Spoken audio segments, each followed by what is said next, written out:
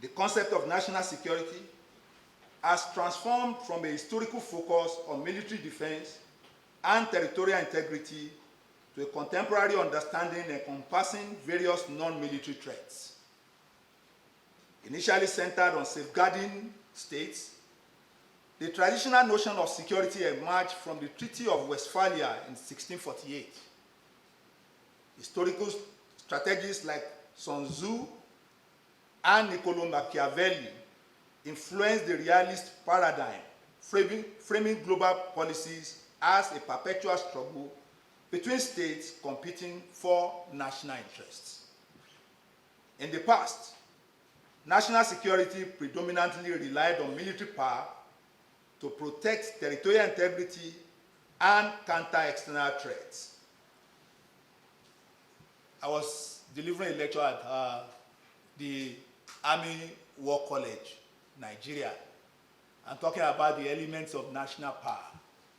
And the lecture delved into which one is most important of the four elements, the dime concept, the diplomatic, the intelligence, the military, and the economic elements of national power. Well, most of the students or the participants were of the opinion that the military is most important. I've sat down in a seminar discussion where people espouse the fact that when you remove the M from dime, what you have is die. So a nation that does not have a strong military will eventually die.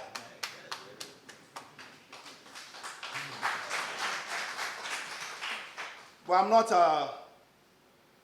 an advocate of the application of force or the military elements of national power to solve all national objectives or desire, but rather I believe that there must be a careful application of the elements of national power to achieve national objectives. The focus was on defending against military aggression, justifying measures such as using force and suspending civil liberties. However, in the post-Cold War era, the concept of national security has shifted from a state-centric perspective to one that prioritizes individual human security.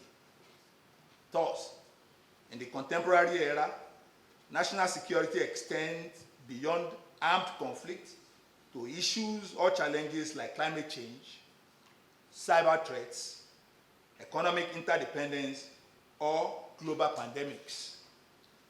This evolution signifies a shift towards comprehensive security, where the concept encompasses not only military defense, but also economic prosperity, environmental sustainability, and social well-being. National security is now viewed as aggregating individual physical, material, and psychological needs that the state must ensure. This evolution is particularly crucial and noted by the armed forces of Nigeria as it adapts to the changing landscape, expanding its role beyond traditional defense to addressing the nation's multifaceted challenges.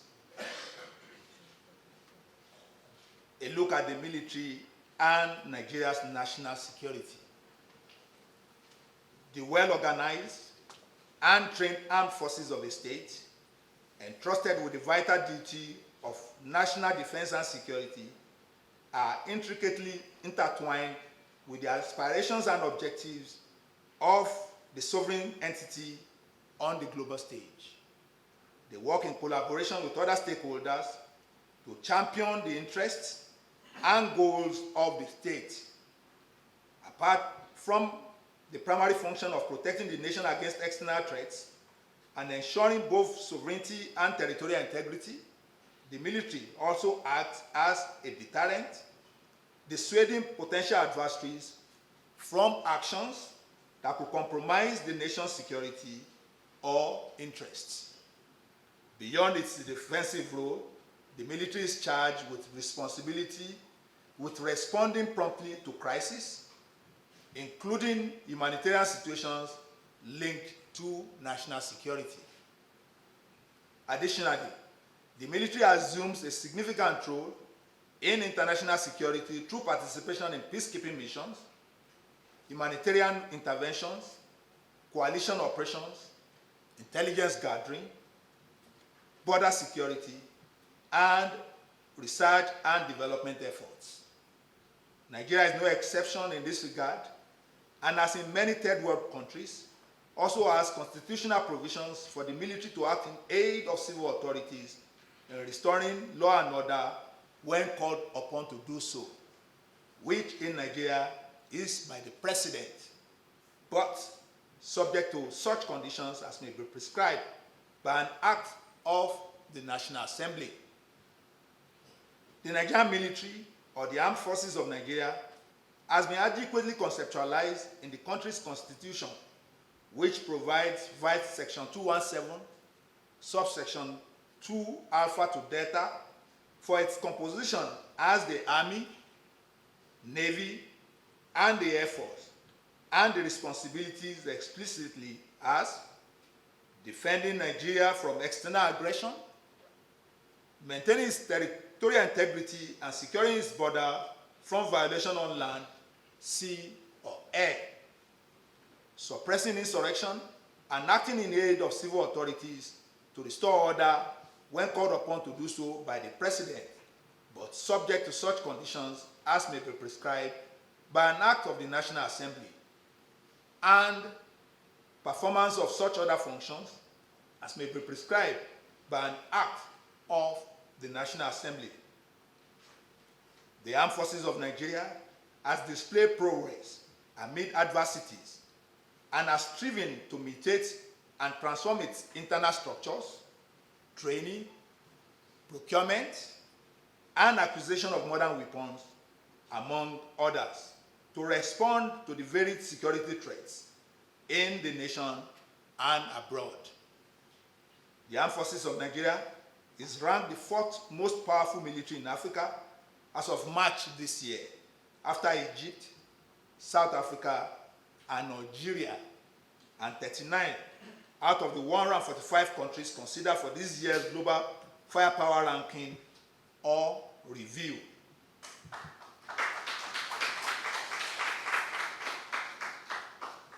The Armed Forces of Nigeria is, therefore, an integral part of the country's internal security architecture, ensuring internal protection. This underscores the pivotal role the military plays, not only in ensuring the nation's security, but also in safeguarding and advancing the broader interests that define the country's well-being and prosperity. Since independence in 1960, when Nigerians began to run the affairs of their country after the British colonial rule, the country has faced several internal security challenges that threaten its corporate existence. In all of these crises, the Armed Forces of Nigeria has played its role in ensuring the restoration of peace, law, and order, and maintaining the country's territorial integrity. A few examples of the engagement of the military in the restoration of peace within the nation's border include the Nigerian Civil War between 1967 and 1970, which was a major dark chapter in the country's history. Although both political and military leaders played central roles in the events that led to the war, the military itself, under General Yakubu Gowon's guidance, ensured the survival of the country as one political entity. The Niger Delta crisis between 1990 and 2009, arising from the region's struggle for resource control, metamorphosed into a full-blown insurrection. The situation led to the emergence of militants who attacked local people, pipelines, facilities, transnational oil companies, and agents of the nation. Revenue from oil crashed, threatening the economic well-being of the country. The federal government turned to the military for the nation's rescue, and subsequently adopted the carrot, which is the amnesty program, and stick, the military approach in restoring and enforcing peace in the Niger Delta region. One of the most significant challenges to Nigeria's security in the contemporary era is the Boko Haram insurgency, which erupted in 2009 in the Northeast Zone. Boko Haram is adjudged one of the deadliest terrorist organizations in the world, with activities spanning bombing, beheading, and killing of innocent citizens, and destroying properties such as mosques, churches, and schools, leading to more than 60,000 people dead and creating over 3 million internally displaced persons and massive migration into neighboring countries. As noted elsewhere, over 80% of the infrastructural facilities in Borno State, the epicenter of the Boko Haram activities, were destroyed by the group. The Armed Forces of Nigeria has been at the forefront of the kinetic aspect of containing its activities and has also adapted and engaged in the non-kinetic mode of operations. Boko Haram constitutes simultaneously both internal security threats and external aggression. The group derives substantial financial, ideological, operational, and logistic support from foreign elements and groups like the Al-Qaeda, particularly Al-Qaeda in the Islamic Maghreb, and the Islamic State in Iraq and Syria. Therefore, Boko Haram is not simply a domestic insurgent group, but an international criminal organization in collaboration with external forces to undermine the sovereignty and territorial integrity of Nigeria in particular, and those of the neighboring countries as well. Its activities were instrumental to forming a sub-regional coalition, the Multinational Joint Task Force, with the Armed Forces of Nigeria providing leadership for combating the international dimensions of Boko Haram activities. Another threat that necessitated the deployment of the Armed Forces of Nigeria is the secessionist move of the indigenous people of Biafra in the Southeast Zone. The Nigerian Army and the now famous Operation Python Dance deployed troops to restore peace and maintain law and order. Despite this effort, people in the area are still subjected to the illegal sit-at-home on Mondays as imposed by the group, leading to substantial financial losses in the area as businesses are now relocating more to Delta State. So far, the Armed Forces of Nigeria have successfully carried out this task with transparent adherence to international humanitarian laws. The Armed Forces of Nigeria has also secured the nation through its patriotic response to external threats. In 1983, the Armed Forces of Nigeria drove out Chadian soldiers who had occupied the Nigerian islands in the Lake Chad area.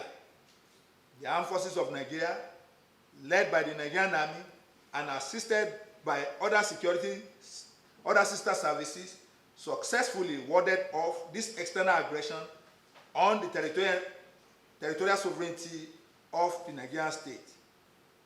Similarly, the Cameroonian external aggression against Nigeria over the disputed oil-laden Bakassi Peninsula spanning the 1980s until 2006 was checkmated by the military before the intervention of the International Court at The Hague.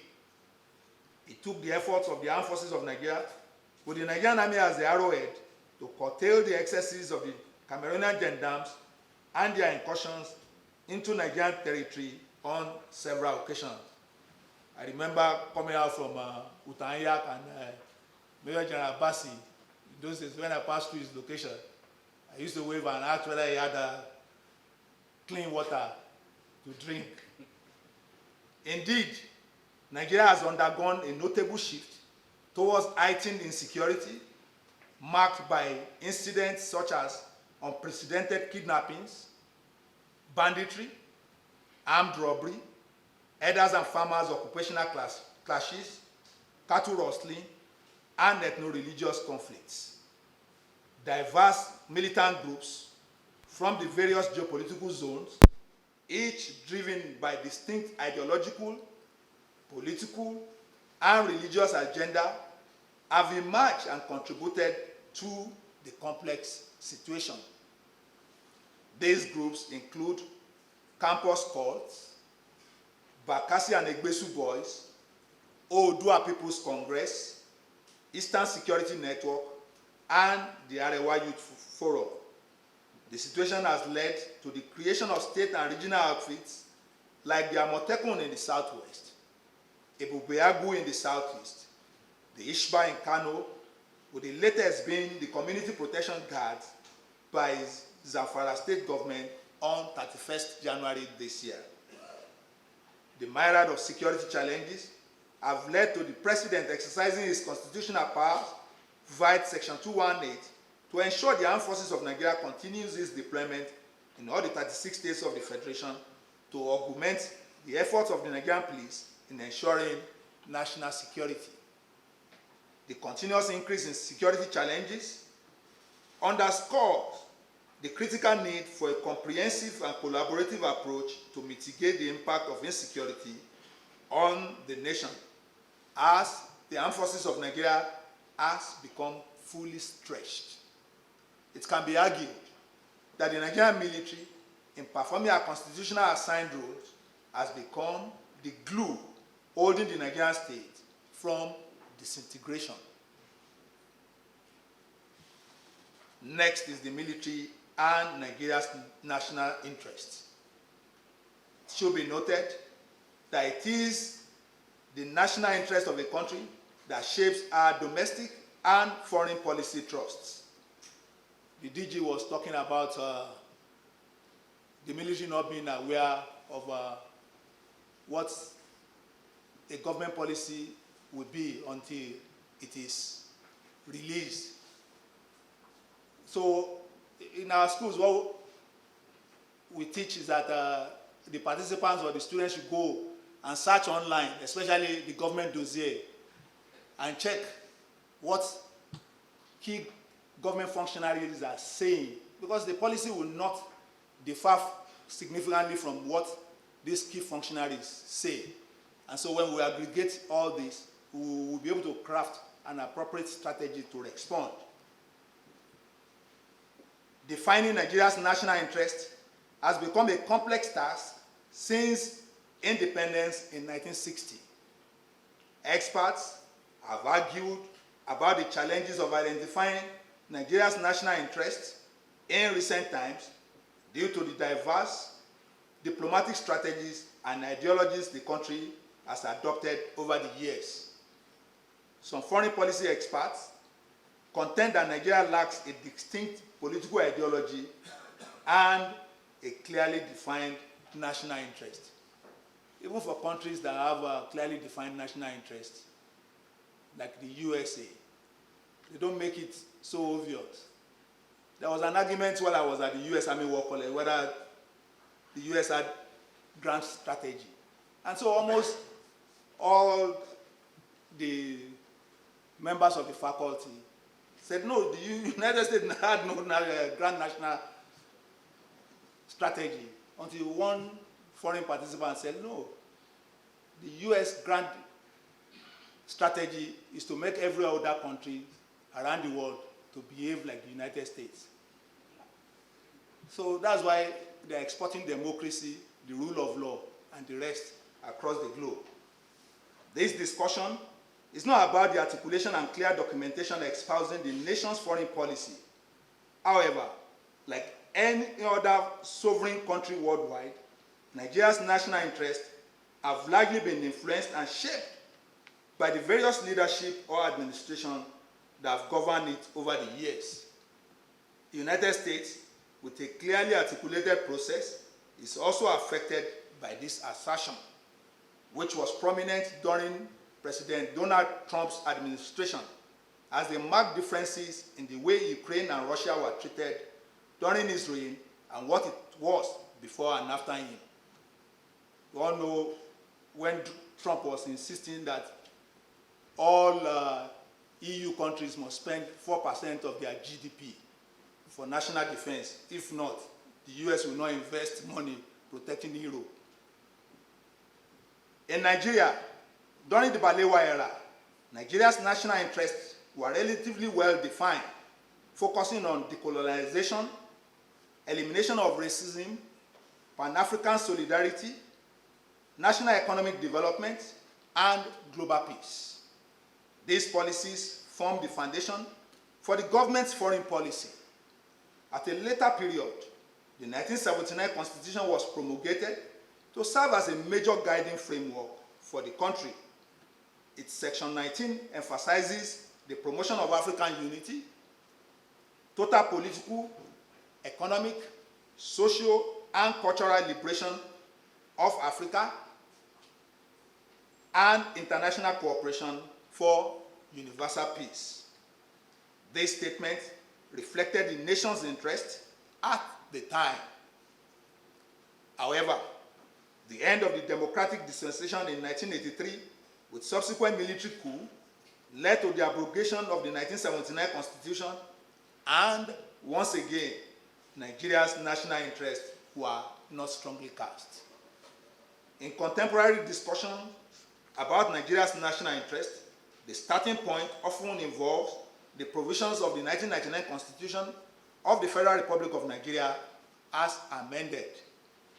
Chapter 2 of the Constitution outlines the fundamental objectives and directive principles of state policy. These sections underscore self-preservation, security, economic prosperity, prestige, honor, and peace as the ultimate goals of all government endeavors. In essence, these can be considered the motivating factors or national values that shape Nigeria's national interests. Therefore, it is reasonable to anticipate that the results of our defense, economic, and foreign policies and relations will align with these fundamental principles.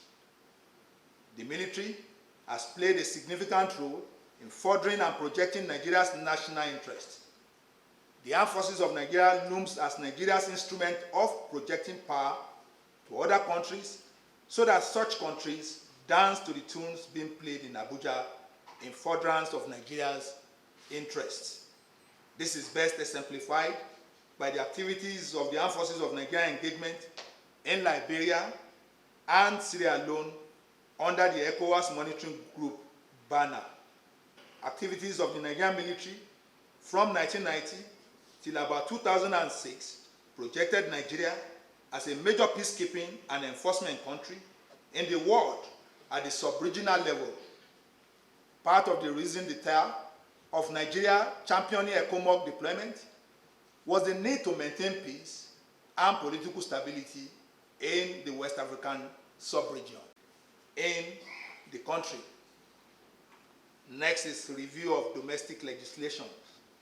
Given the rapidity and intensity of the internal security challenges in the country vis-a-vis the nature and dimension, it has become apparent that the internal security architecture of the country needs a quick review.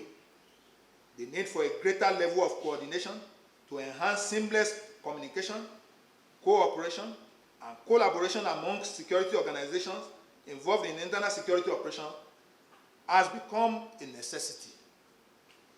This may also include the Ministry of Justice to fairly, firmly, and timely try offenders as deterrents to criminals. The review is also necessary given the number of state or regional security outfits currently in existence and increasing. These proposed state police will necessitate clear demarcation of responsibilities, jurisdiction, and training amongst other issues that must be legally treated to prevent mayhem in the future. Next is the military addressing defense economics. The military faces unique challenges which are being addressed as mentioned earlier. The federal government policies are accepted without reservations, and strategies to achieve the objectives developed. Thus, the Armed Forces of Nigerian doctrine at the defense, the joint operations level, and services level are reviewed periodically, taking into consideration lessons learned from previous engagements. Furthermore, the military has challenged itself to develop holistic requirements, given the level of engagements, using appropriate tools of defense economics. This will assist in focusing the government on the Armed Forces of Nigeria requirements, which may be addressed in phases based on prioritization. The Armed Forces of Nigeria, as entrenched unity of command, thereby align same message and treatment of issues with minimal discrepancies. The operational and tactical level commanders have been challenged to innovatively and transparently manage the inadequate resources placed under their command, with emphasis on integrity, honor, and performance. I've heard arguments about whether it's the political masters or the military itself that should determine the military capability requirement for the future. And I've also witnessed situations where money is voted to the military, all right. But because people who sit in the legislature and in the executive do not have an understanding of what we do in the field, they want the money applied in certain ways. So you see them asking, buy tents, buy this, buy that. And then the question arises, are those the things that the troops in the field need for optimal performance? So the military must frame the capability requirements and then push it to the political masters to source for the funding to meet this capability requirement. Now to training for adaptation. There has been serious reorientation, training, and retraining of the Armed Forces of Nigerian personnel engaged in internal security to align with contemporary security needs, emphasizing the distinction between domestic violence and full-scale war.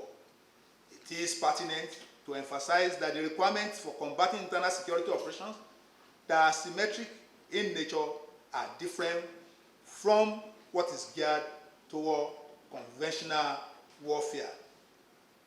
Like I said, we are preparing for the whole spectrum of warfare. We never believe that the withdrawal of Niger, Mali, Burkina Faso from the ECOWAS bloc will happen. But it happened. And the ECOWAS leaders were calling on the military to intervene in Niger. So we must be prepared. Not as we are focused on the internal security situation, we are also getting prepared for our engagement on the international scene in the event that we are called upon to do so. The military, in doing this, must continue to train and train consistently, updating and resourcing. On our part as professional soldiers, we shall adapt to the evolving nature of the battleground by establishing innovative procedures, strategies, and tactics for effective engagement in our operations. All this influenced my command philosophy, which is to transform the Nigerian Army into a well-trained, equipped, and highly motivated force towards achieving our constitutional responsibilities within a joint environment. This has led to the establishment of various outfits like the Defense Research and Development Bureau, the Nigerian Army Resource Center, and the Nigerian Army Heritage and Future Center, just to mention a few, in the training and repositioning of the Armed Forces of Nigeria for better performance of its role in ensuring national security and national interest. At this juncture, let me use this medium to thank the President Commander-in-Chief, President Bola Ahmed Tinubu, for his guidance and support for the Armed Forces of Nigeria. On behalf of the officers and men, I pledge our unalloyed loyalty to Mr. President and the Constitution of the Federal Republic of Nigeria. Let me also thank Nigerians across segments for their trust and support and request for more understanding while we conduct our activities in ensuring the attainment of national interest and security for the development of the country. In conclusion, it is clear that national security is fused with national interest, as all countries will seek for a secured state as part of their national interests. It is therefore in seeking to secure and protect a country that the military is inadvertently engaged in the protection of the interest of the country, which dictates the defense policy. The armed forces of Nigeria has played and still plays a pivotal role in safeguarding the national interest and security of the nation. Thus far, it has discharged these twin duties of securing the state and citizens, as well as the protection of Nigeria's national interest creditably. It must be stated that in the performance of our roles, the armed forces of Nigeria did encounter humongous challenges, in spite of which it still performed its functions. While debates surrounding the military's role in internal security operations are valid, the national interests, rooted in the fundamental desire for survival and security, remains a paramount consideration. However, exclusive reliance on the military may not be advisable. There is the need to address the issues that often create tensions within the state and eventually degenerate to armed conflict and insurrection. Attending early to these issues will nip grievances in the bud and prevent imbroglios from developing into major conflagration. I thank you all for listening.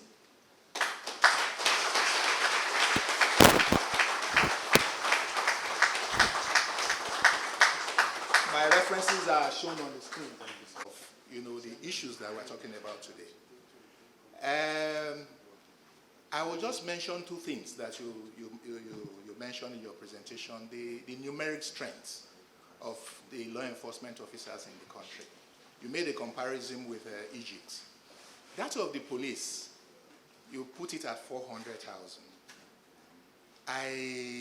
It keeps, fluctuating. We don't really know how many people we have, in the police force. And when I took over as the chairman of the Police Service Commission, one thing I was confronted with was the number of people that are exiting the police on a daily basis, monthly basis. As at December last year, they had about 2,700 officers who have retired. And the rate of replenishing those officers who are leaving is so slow that, you cannot meet up, with the number of, wastages that you are having. Even to do ordinary recruitment of 10,000 police officers, you have to apply for funds. The funds will not come. So I keep asking myself, is it not possible for those things to be part of, the budgetary cycle, where you put them into the budget on a year-to-year basis, and you say, you make, some projections to say, okay, this year maybe manpower wastages is going to be so and so number. We are going to bring in so and so number, so that because the period of training, the period you train them before you put them back into the system, it takes some time. So those are parts of. I sympathize with the military. You are deployed, all over the country. This is not supposed to be, the situation. The police force that is supposed to be in charge of internal security is supposed to be able to step into some of the issues where people are dealing with now. And you also mentioned the proposed state police. Yes, policing is local. I have been an advocate of, okay, we can have, local regional police, this thing, but what you mentioned is that we have to be careful. The legal framework, and how we go about it, we have to think through them very well so that we don't create another Frankenstein monster. Because in creating state police, it's good to complement. When most people they talk about state policing, the allusion we usually make, America, the United Kingdom. But we fail to take the historical antecedents of those countries. America already had states before they had United States of America. So it was easy fusing, their security architecture into, the state police and the federal system. If you look at the United Kingdom, for example, initially they had close to about 400 counties, but now it has been shrunk to about 43. And even that 43, when they discover that, issues of cybercrime, serious issues that the state police cannot handle, they now created, the national crime centers, and just as they created the Homeland Security. So when we are doing these things, we should not. We like to kumbo, taking ideas from places where we don't understand, perfectly what the issues are. So this your paper is a paper that it's a semester paper, DG. I think maybe you have to we have to take them one after the other and try and see how we can, sift through them. I congratulate you. I am happy with what you people are doing, especially my brother, the DG. I have been here several times to be part of your system. We hope that your sister agencies, they will take a cue from you someday. Thank you. I think the comments by those who spoke before me, Solomon Arase, the representative of the Chief of Arts, and the professor and others have kind of highlighted areas where perhaps if it were a book in a later edition, some kind of ameliorative editions could have been made. I was waiting to hear, of course I've got a copy of the lecture. I don't normally want to read. I want to hear from the presenter. So I haven't read the paper, I'll read. But from what I have been following, I particularly am happy that the chief avoided the temptation to define terms in such a very, very narrow perspective that you get mired into some kind of academic inertia. In a different context, I had actually addressed the subject of his lecture in another lecture that I gave when the national defense policy was being considered, back during Obasanjo's time, I think. And we got stuck by a definition of, look, we say national interest, but which nation are we talking about? Do we have a nation? People, academics of high repute all over the country, politicians and elder statesmen are all busy talking about the various nationalities of Nigeria. We must have a conference to decide how we are going to now fashion a constitution, on what terms are we going to come together as a nation, we are now in a sort of circular rut when you reduce things to some academic constructs that just don't help. We have certain facts on the ground. We have a space, landmass called Nigeria. We have people living in this landmass.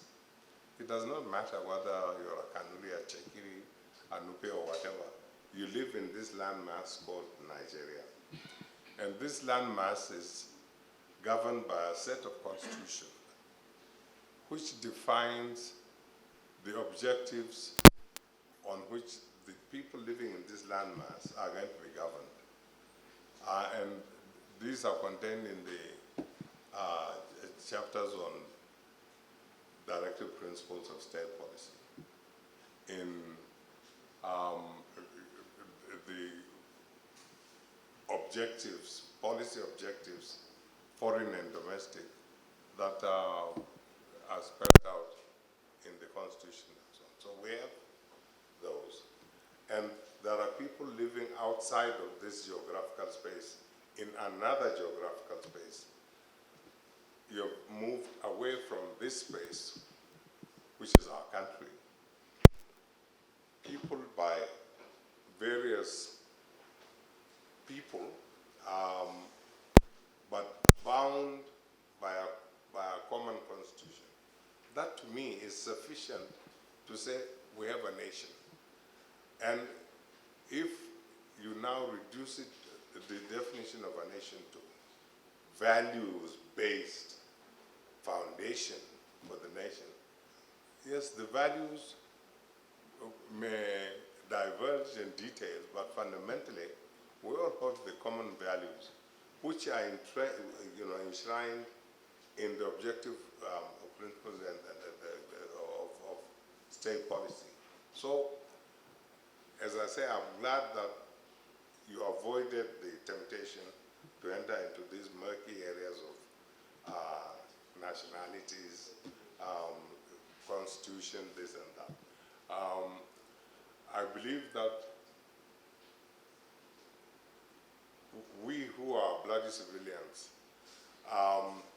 the more we interact with the military, the more we come to appreciate the degree to which, quite frankly, is not those who failed to gain entrance into a secondary school that are drafted into some kind of military training center. But the way they are trained, promoted on the basis of performance and so on, shows clearly that the military in many ways are excellently prepared academically and professionally, beyond what their civilian counterparts are subjected to, really, in terms of exposure to education, to training and knowledge. And I think the Chief of Army Staff has exhibited that quality of the military. Honorable Minister, you've been here. Your office is piled up with files. I think we better not keep you much longer. And I thank you particularly for that President Ahmed Bola Tinubu is passionate about the development of security in our nation, and he will definitely do his best to work on those challenges so mentioned today. But there is one challenge that I believe the chairman have the capacity as a banker and as a businessman to help us resolve. That is the development of DICON. We need investments in our defense industrial agency. We believe there are profitable ventures out there, and if you galvanize the necessary businessmen that are not looking towards that direction, to look into this direction, I believe you will bring a cluster of businessmen that will invest in our defense industries. I'm sure that will be very, very helpful, and I know you can do it. And you know that I know. On this note, I want to thank the Chief of Army Staff most sincerely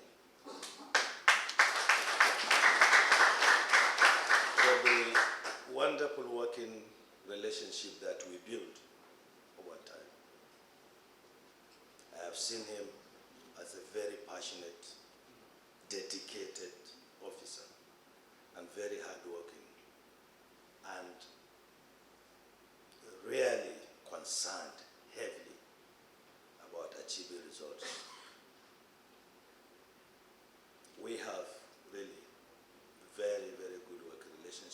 together with the other chiefs, I'm sure we will surmount most of the problems that we have today.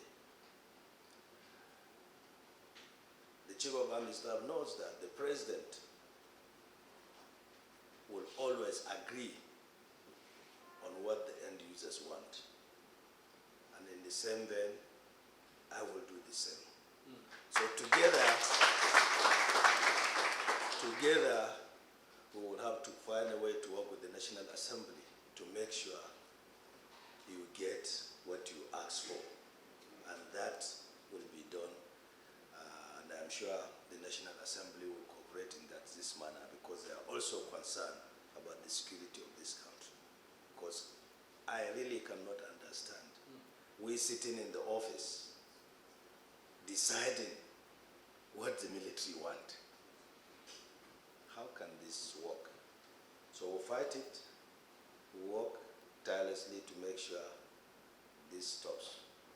Once again, thank you very, very much for this lecture, and our BOTs and Mr. Chairman, thank you very much for making the place lively and joining us today. Thank you. Every one of you to this occasion. It is the maiden edition of the Chief of Army Staff Annual Lecture Series. And I was challenged before I came upstairs why this particular lecture series. Because we already have our monthly lecture series, we have the leadership lecture series. The monthly lecture series is conducted once every month, and we invite prominent Nigerians to look at national defense or national security, or any topic that related to those two issues, to come and talk to an array of invited guests, not just the military, but cutting across the entire spectrum of the Nigerian society. We had the last one on Thursday, looking at culture and its effect on national security. The leadership program, or the leadership lecture series, we've had two. We need to be doing the leadership series once a year, when the complaint is that we have problem of leadership in Nigeria.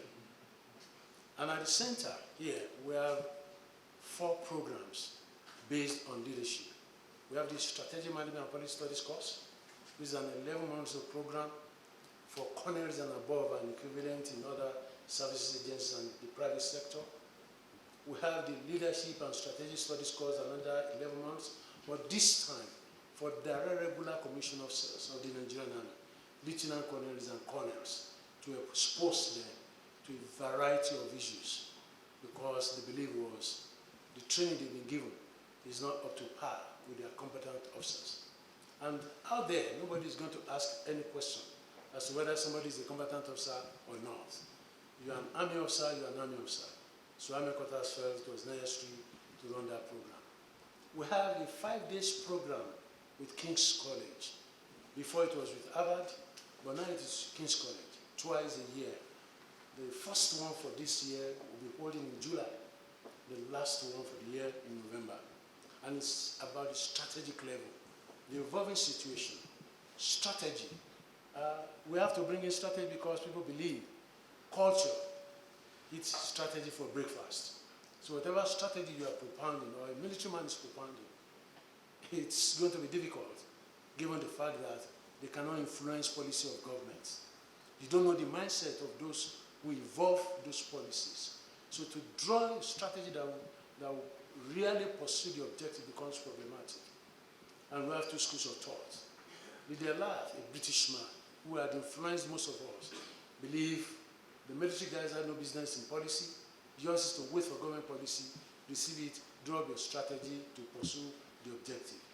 But the Americans came up and said, no, you must find a way to influence government policy. You must influence that policy before it comes out. Before, if it comes out, it's going to be difficult for you to draw up strategy to pursue the objectives.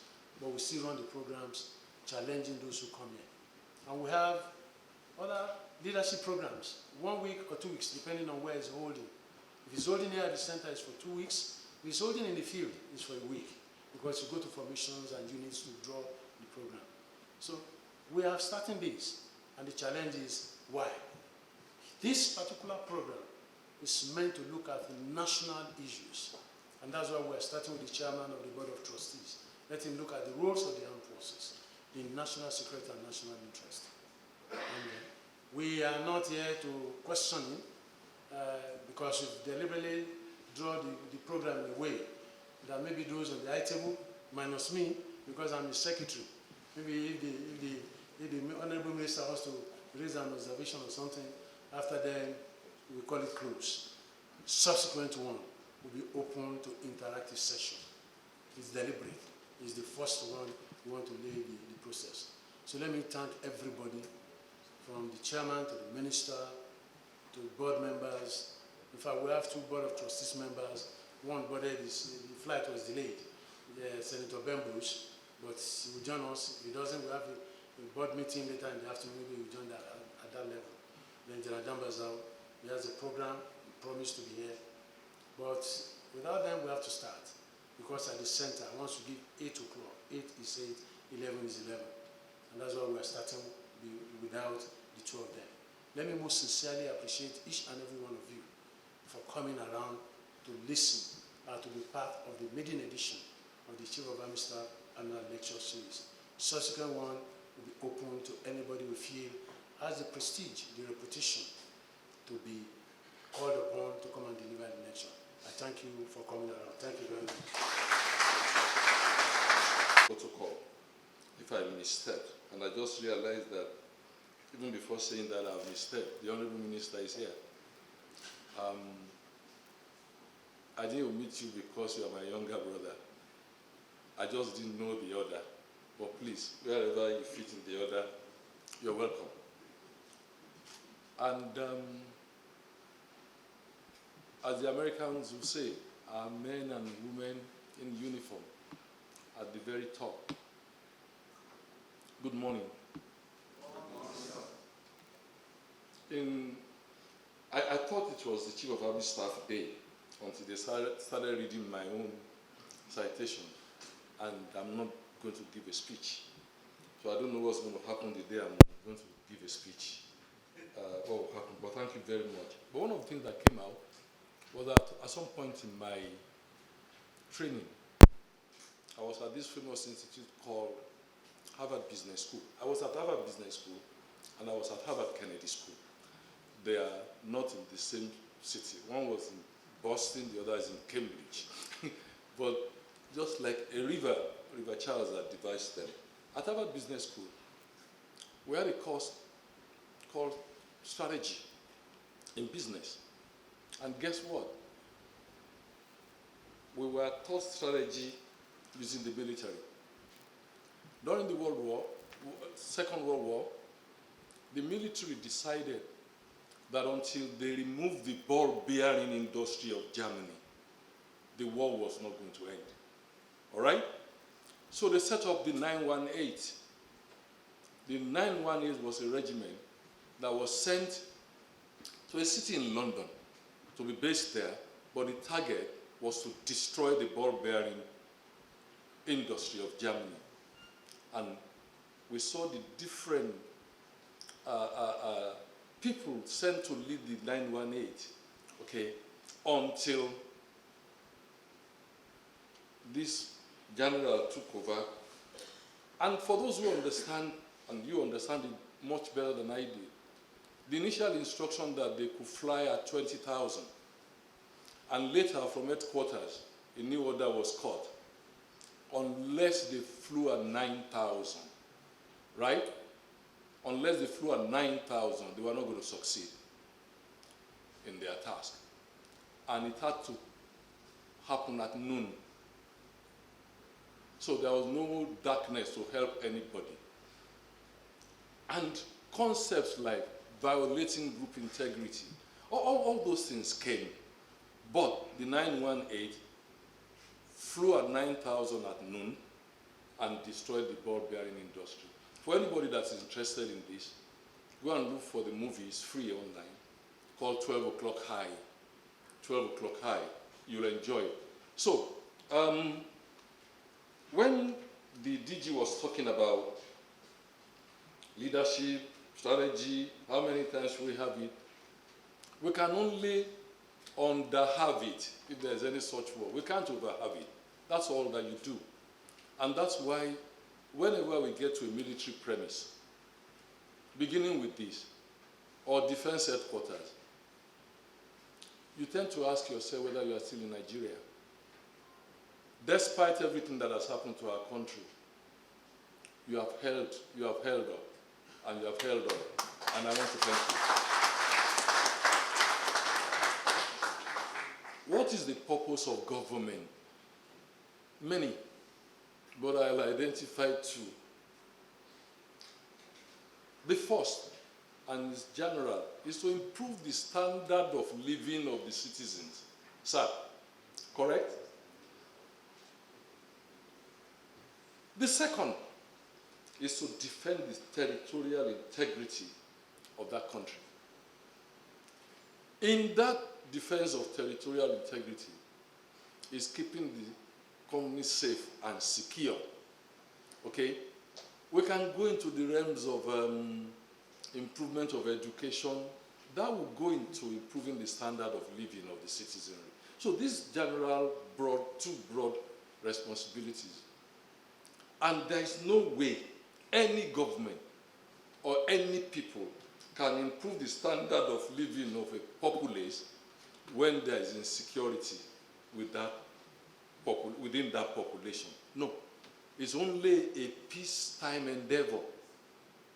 And you, as men of war, are the,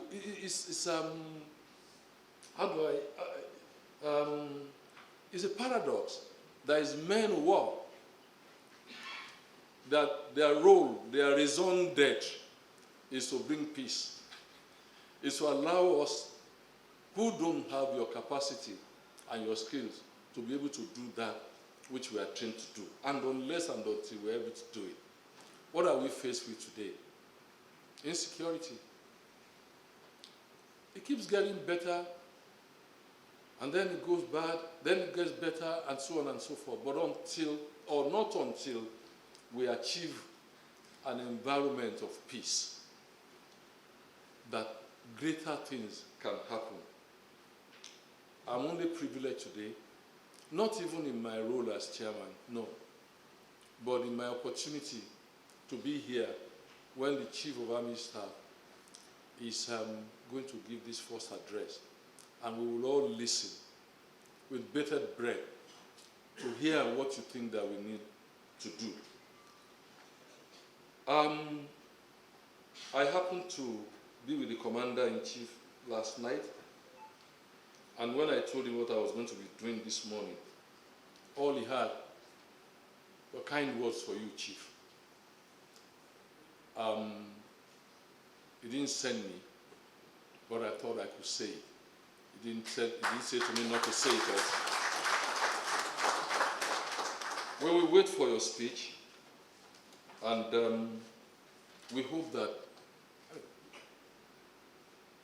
Ambassador Bagana can give me remarks something today, and I think we should also record it.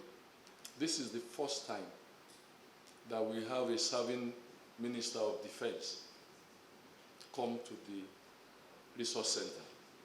I hope it's not going to be the last time. And I want to encourage Chief to say as much as possible, because we are not going to be going to his office to say this is what was said. He's a direct hearer of what will be said by you.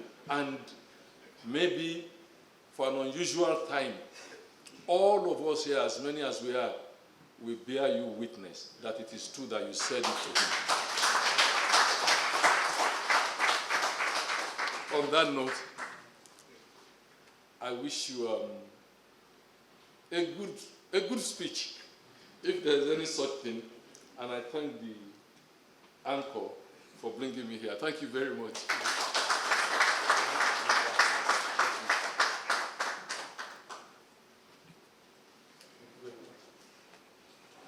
Your Excellencies, distinguished ladies and gentlemen.